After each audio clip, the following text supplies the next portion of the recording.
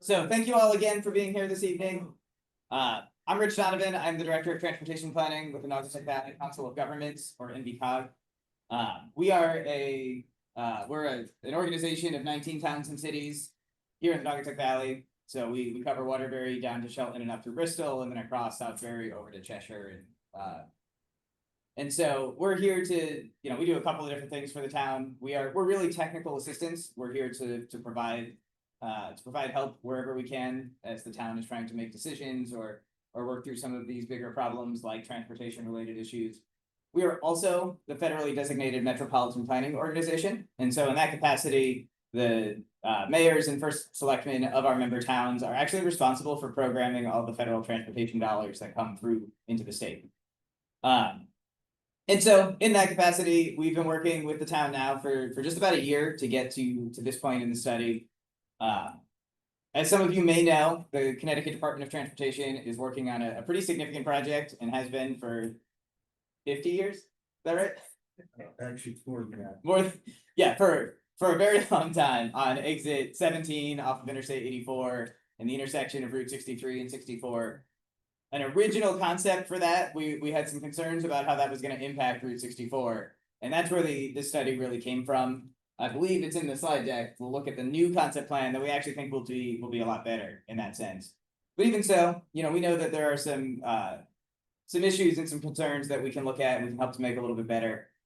And so with that, I'm going to introduce the consultant team who's been working on this project, has done a lot of the work to get us to this stage. We'll talk through some of the existing conditions. That's really the goal for this evening. And then we'll break apart the folks who are online. We'll have some chat discussion and get some thoughts from you. And the folks who are in the room, we have boards up around the room and some maps here on the table. We'll ask for your thoughts, some comments, and some ideas about how we might want to move forward with these problems that we've identified. And so with that, Jeff, I'll turn it over to you. Thanks, Rich. Excellent.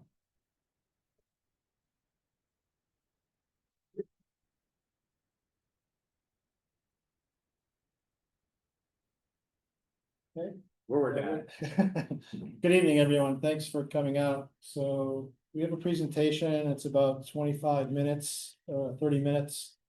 We're going to go a lot of over existing conditions that we've found, data that we've collected, opportunities and issues, and we have some ideas and thoughts, and we'll show you that in the presentation. And then the second part of the meeting, we'd like to thank you. The second part of the meeting, we'd like to talk about hear your input on issues, concerns, ideas you have. We've been out here in the study area a lot. We have a lot of information and data, but we don't know it as well as you. So I'd like to hear your thoughts in a lot of locations. So that's the agenda for tonight. Next slide. Okay, Jeff Maxtutis, project manager from Beta. My colleagues with me tonight are Anna Sangri, transportation planner in the back. Shalika Murthy, transportation planner, will be speaking in a minute. Rich already identified himself. Taya is here, transportation planner. Heidi from NVCOG. Jake is here from Connecticut DOT. Members of the town, I'm sorry, I don't know all your names yet, but maybe if you want to introduce yourselves. I'm Nick. Thanks for Okay. Chief Deacon's not here. Anybody else? I'm not here. Selectmen Jennifer Moore, that's the first selectman there. and thank you. Next slide. So what we're going to talk about is we're going to share information and data that we've collected so far, identify some issues and concerns that we're seeing, and really hear from you after that, more of a discussion and dialogue, and hear what ideas that you have. Next slide. Next slide. So project area, it's about 3 miles from 188 down in the southwest corner up to the intersection of 63 and 64, which Rich just mentioned, with the greenway, paralleling 64 along most of the corridor. And the dashed line you see there is a focus area, so that we have a little more focus in that area. So there's more activity, more commercial businesses, more crossing demand in that area. So you'll see that as we portray our information throughout the whole corridor, but also focus in that area. The red dots are showing study intersections that we evaluated as part of our study. Excellent. So points of interest, you know all these, better than we do. Middlebury Park, the Greenway, obviously, commercial area, Memorial School, Bristol Park, and so forth. So these are some of the origins and destinations, in addition to the businesses that occur along the corridor. Next slide. So what is a corridor study? Really allows us to have a roadway map of looking at existing conditions, what changes we want to make in the future, how do we get there? So it allows us to look at future investments and what those investments are and how we get them in the future. Next slide.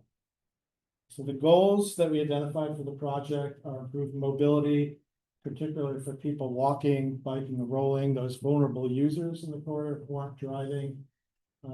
With a focus on connecting Route 64, Middlebury Road to the Greenway. Enhance safety for all users, particularly those vulnerable users.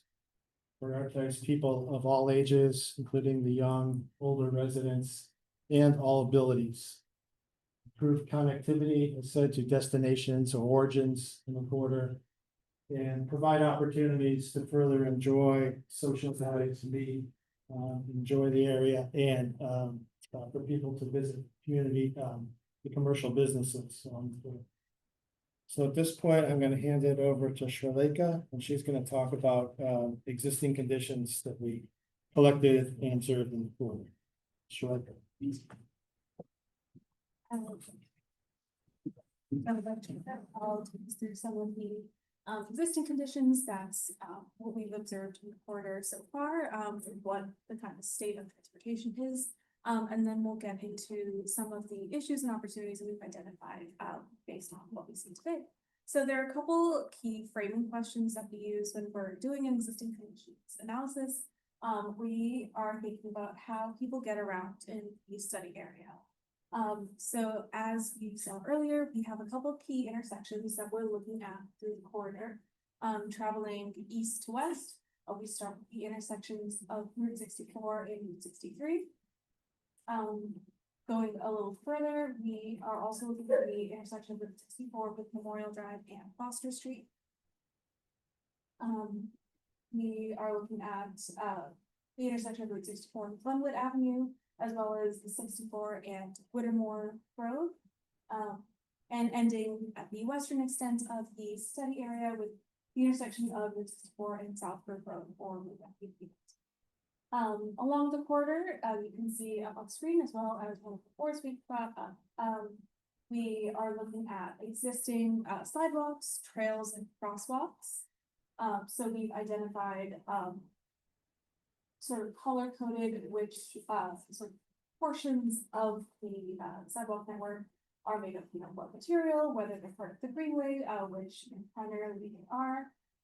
We see sort of starting at the picture from the bottom, the Greenway is generally a 10-foot wide shared use asphalt trail, except within the commercial area, the Four Corners commercial area, as you've seen it, where it's 5 to 7 feet wide and concrete.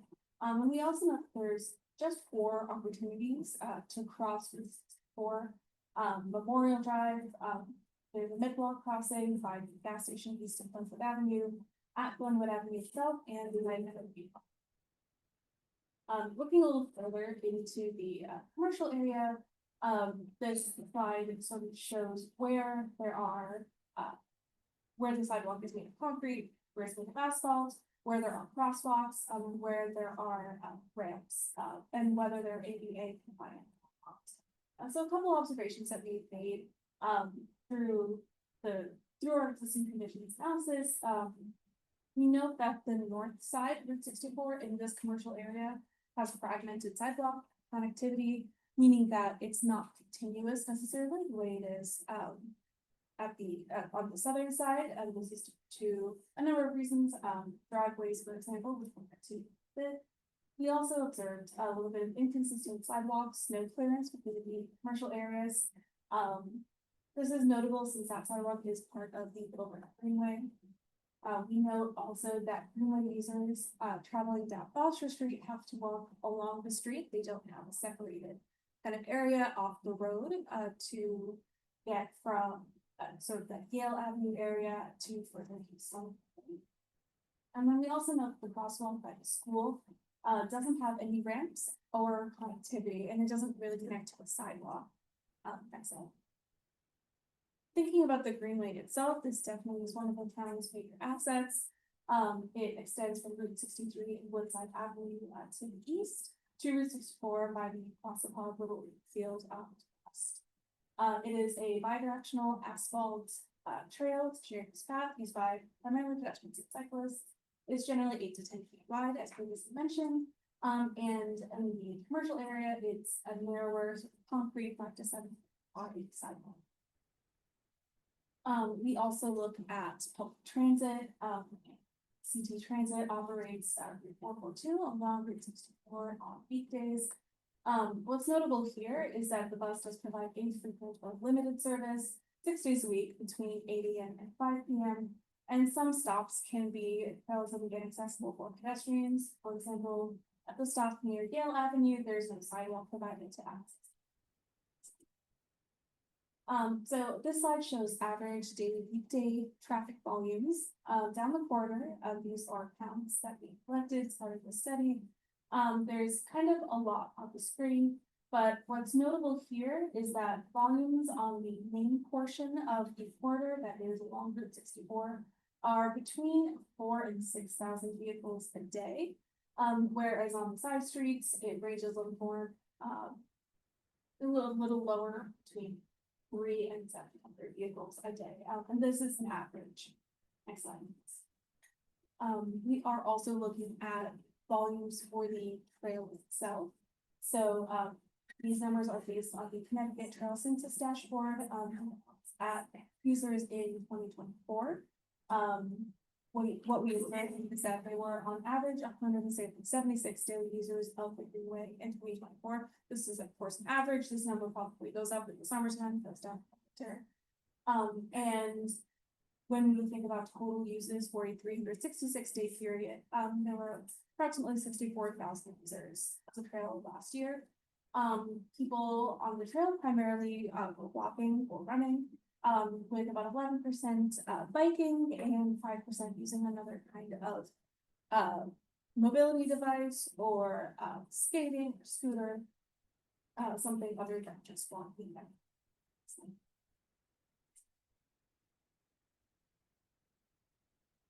It's going.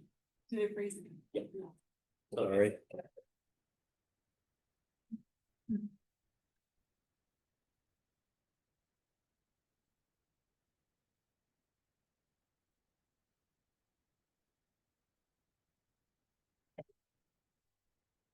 So just for some context, the 65,000 pedestrians or users of the Greenway every year for at least in 2024 puts the Middlebury Greenway among the more popular trails in the state. You'll see on the bottom, the CT Trail Census Dashboard is where this information came from. The Connecticut Department of Energy and Environmental Protection, in collaboration with UConn and the Councils of Governments, do regular data tracking on trails across the state. And so if you ever check out the trail census, there's really cool information about how trails around the state get used. And it's helpful for us to see, places like Middlebury where the trails really are heavily used. A kind of adjacent tool for it is the Connecticut Trail Finder tool. And so if you're ever interested in a place where you might find another cool place to go take a walk or go for a bike ride, or any trail side amenities, the Connecticut Trail Finder is a really great asset. So as part of the data collection that we did for this project, we also looked at the crash history along the corridor from a period between 2019 and 2023. Again, kind of a lot of information, and I think we have a smaller version for you to see up close here. But what's important to note is kind of expected, the intersection of Route 63 and 64 saw 136 crashes in that 4-year period. What's also kind of interesting to note is there was one bicycle crash, which occurred in 2019. And it's situated for just east of the intersection of 64 and Glenwood Avenue, which itself had about 22 crashes in that 4 year. This table shows the speed data that was also collected as part of this project. There's kind of a lot of information on the screen. But what's important to note really is that the observed speeding on 64 is pretty high.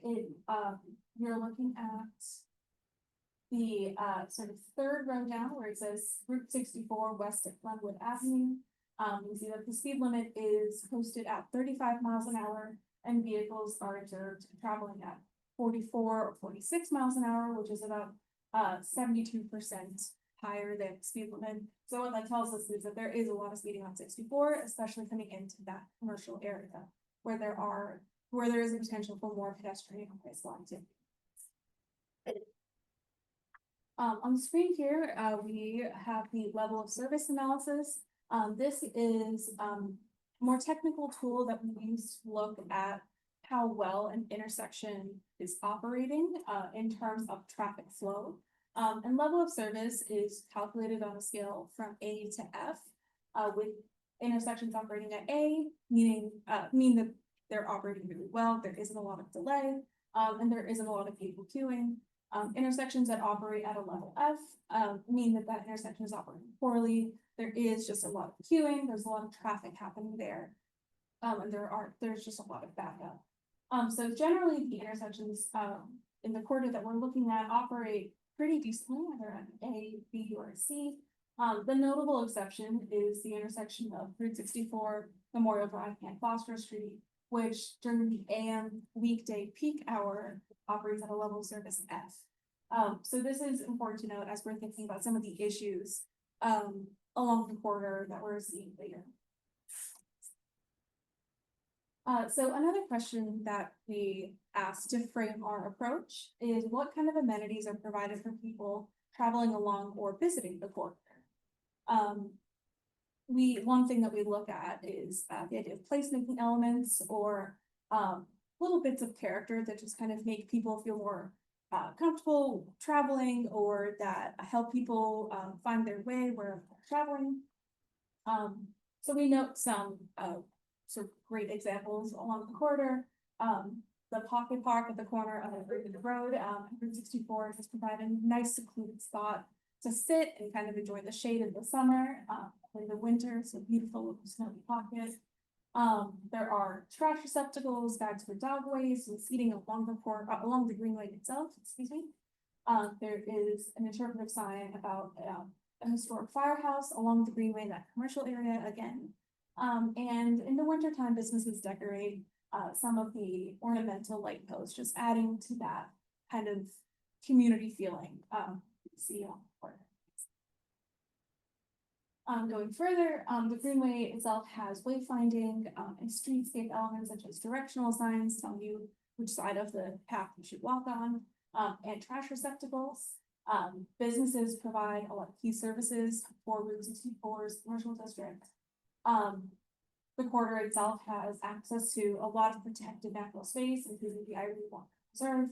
And it also provides a lot of connectivity to other kind of opportunities for recreation and kind of engaging with nature, so to speak. There's connectivity with Bristol Park and with Meadowview Park. You can really easily access those from Princess. And then overall, the sidewalks are in generally good condition through the commercial area, which means that it is more comfortable for pedestrians to walk around. Next slide. And then sort of the final framing question that we ask ourselves is what work is already happening down the corridor. So we have just a couple of examples here, going sort of from west to east. In 2024, a grant proposal was submitted to the Connecticut Recreational Trails Program that is administered by Connecticut's Department of Energy and Environmental for the East-West Trail Study. This would essentially propose linking the Empire State Trail in New York with the Farmington Canal Heritage Trail, and this connection would incorporate the Middlebury Greenway. So it offers an opportunity to further build out this trail network between communities, between regions, but even between states. The Middlebury Plan of Conservation and Development from 2015 offered a couple recommendations. For one, it recommended installing a walkway along the north side of Route 64 from Tyler Crossing to Vista Park. It also recommended installing gateway treatments to either end of the commercial area, and these are kind of traffic calming, streetscape, wayfinding. It could be a number of things, but essentially it signals drivers and people entering the greenway or entering the commercial area that they're entering a place where there may be more pedestrian activity, where there may be just more people walking around, and to drive slower and to be a little bit more cautious. So with that, I'm going to turn it over to Anna to take us through some of the issues and opportunities. Great. Hi, everyone. Can you hear me okay? Okay. Yeah, so I'm going to talk about some of the issues we began to identify as part of the existing conditions evaluation. A lot of the things Shalika talked about, and this is really the meat of what we want to start digging into. We want to hear from you all as well as part of the meeting today. So as I talk about these, feel free to listen to those reactions so that you can tell us about them later.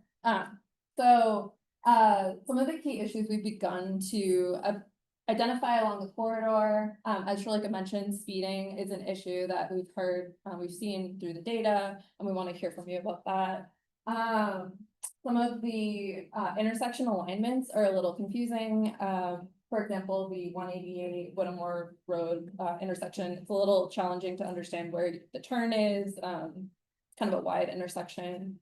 Some of the other things we've noticed, the crosswalks at a couple locations, for example, by the middle school, have middle school, right? Middle school. Don't have ramps on both sides. There's not an access from the greenway down to the crosswalk that leads to the school. So that's just something we noticed when we're out there. And just there's some signage inconsistencies, some signage clutter in some areas. We know the 63 and 64 intersection is really busy. There's a lot going on there. There's crashes happening there. Next slide. So these are just some pictures showing some of those things I mentioned. There's a drive like your kids live here sign. I think that's on one of the side streets, but just kind of something people in the neighborhood might be noticing people are speeding. Some stop signage is inconsistent. So some say stop ahead, some have like the stop ahead sign. It's not a huge issue, it's something we noted when we were out there. Also crosswalk treatments vary in type. Again, not really a big issue, but something to note. Next slide. So here, looking more at that focus area we talked about earlier, going from Glenwood to 63, 64.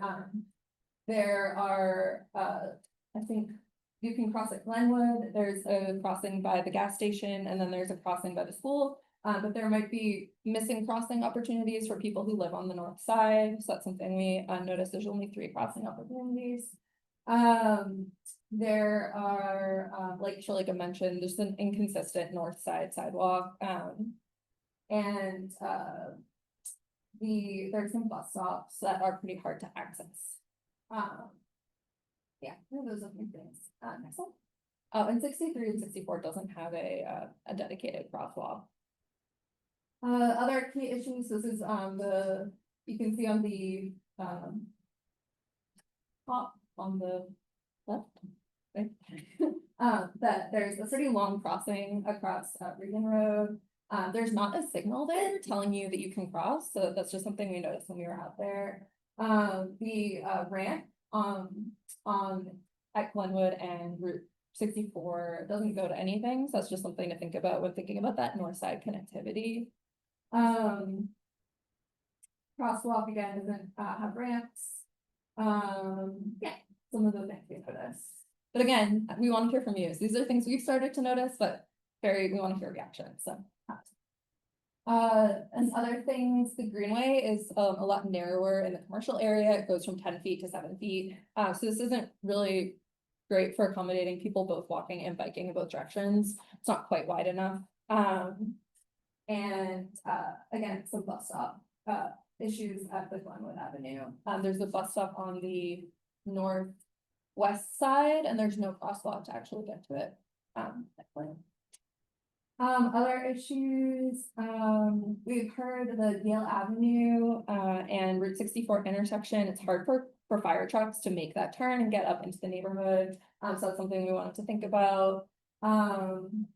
There, again, crosswalks on 64, the mid-block crossing, by the gas station, doesn't have any sort of like signal or anything to show when someone is there, so something to think about. If there's a way to make it more visible. And yeah, just generally the crashes that Shalika mentioned, there were a fair number at Memorial Drive and the 63 intersection. This isn't really an issue, just something to note. There's a lot of commercial driveways in the commercial district. This can come up, if you're walking, you know, you have to cross a lot of driveways. Something to think about. So opportunities, we also are looking at.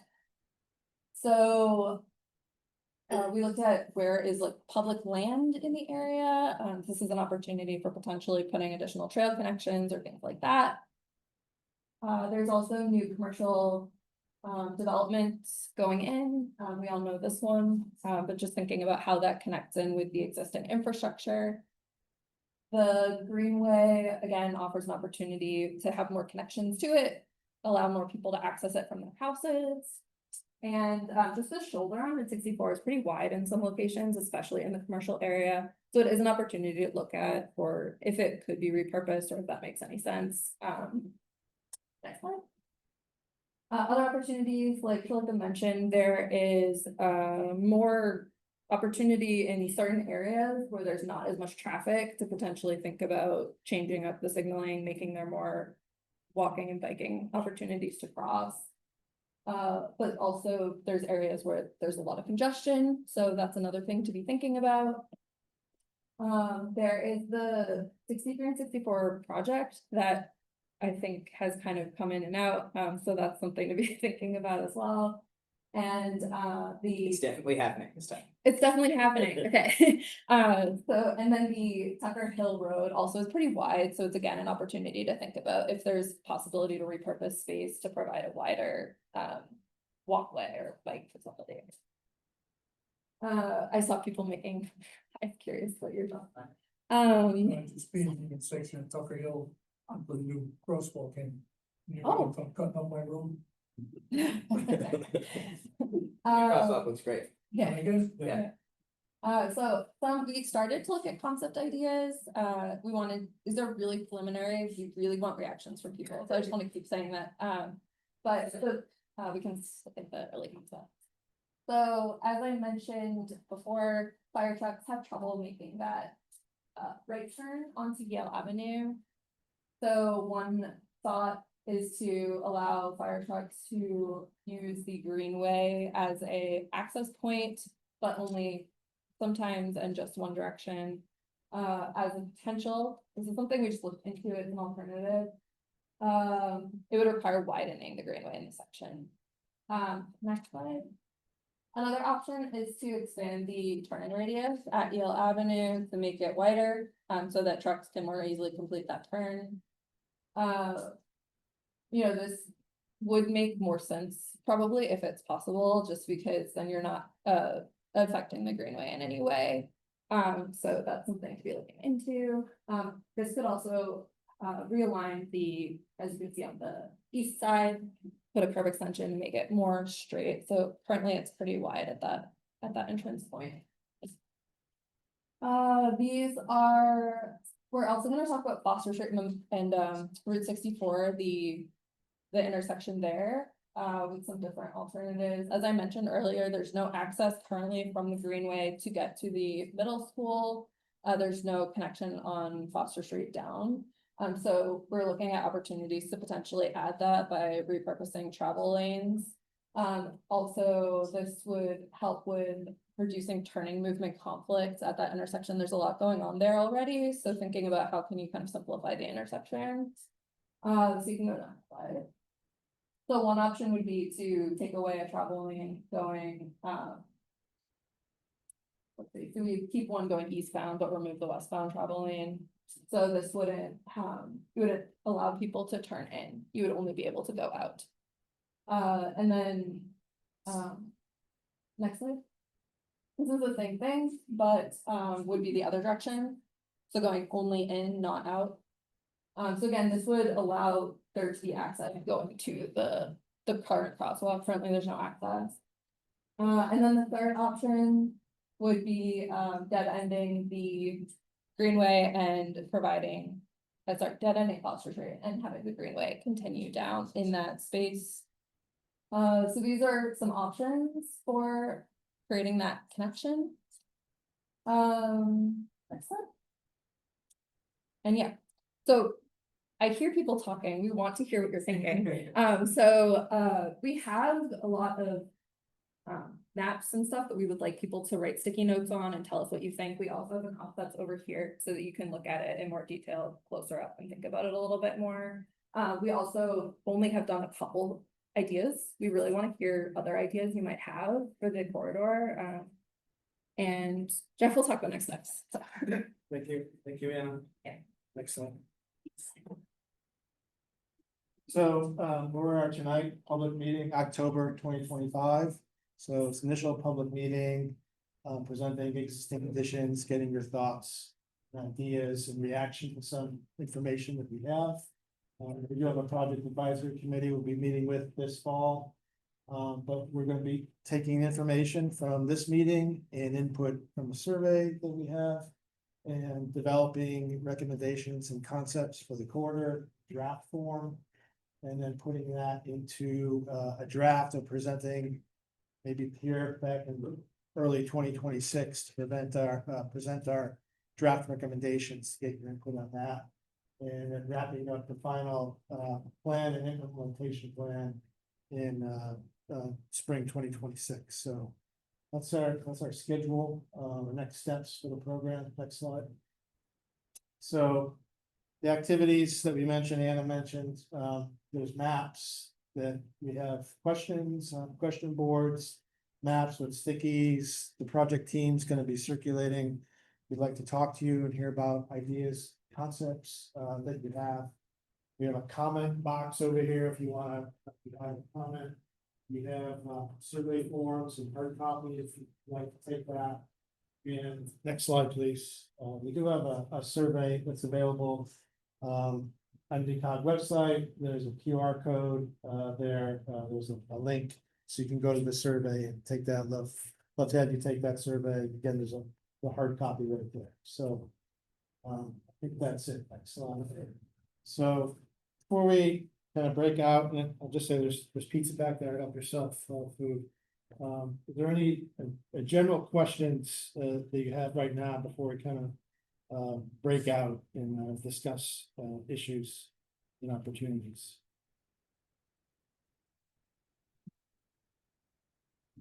Yes, sir. I have a question. Is it possible to put this on the NVCOG's website? You know, you hear a presentation, sometimes it's nice to have a little bit of time to kind of digest and think about issues. Yeah, so the question was if it's possible to put this on the COG website. We do have a project page up already. If you go to NVCOGCT.gov, transportation planning projects or transportation current projects, transportation. This is one of the projects that comes up. We will have a recording of the full meeting available on the NVCOG YouTube page, which is as boring as it sounds, but it'll be there.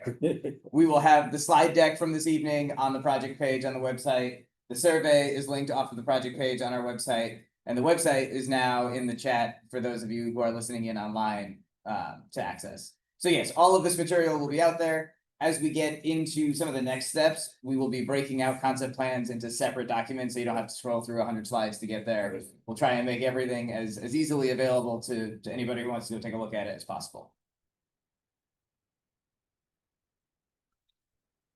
Okay, if there's nothing else, feel free to come on up and just for those of you online, before we do that, we are going to mute the room so you don't hear all the background noise. We will be doing some of these same questions and some engagement here in the chat box of the meeting. So please feel free to stay and view the chat box. and provide some thoughts there. And then for those of you in the room now, please feel free to come up, take a look at some maps and some of the boards with questions. And if you haven't already, please eat more because we always order too much food. Thank you.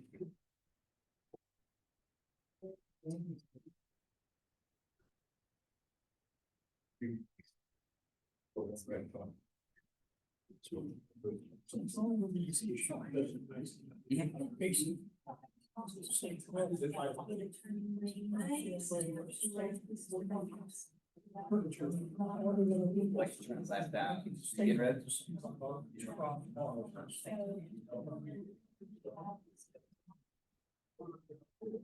Yeah. Yeah.